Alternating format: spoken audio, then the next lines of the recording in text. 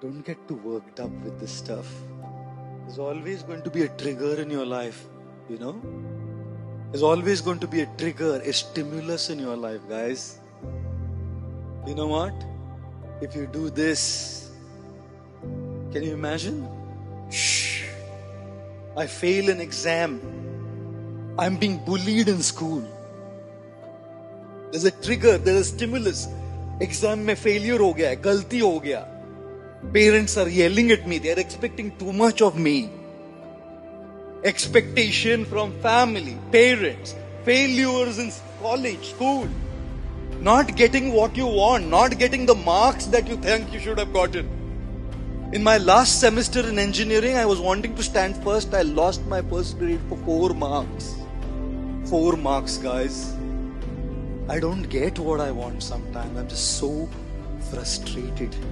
There is always a trigger, and when parents get onto your nerves, how many of you felt angry? How many of you felt angry when you get judged by your friends and not accepted in the group easily? How many of you feel angry when people mock you and crack jokes at you and tease you for no reason? Guys, pressure hota rehta hai. बहुत pressure बढ़ता रहता है. So many triggers, so many stimuli, and guess what happens, guys? How many of you felt this when this pressure increases? बाहर आता है? How many of you shouted at home? Thank you. How many of you shouted at your friends? Thank you. How many of you wanted to yell and shout at teachers but couldn't shout?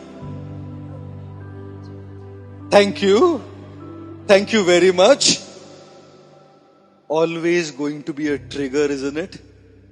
Pressure banta rehta hai idhar. And now look at this, guys.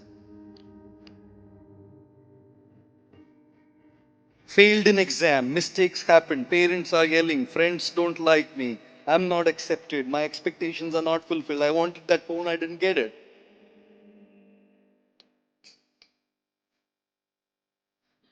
It's what?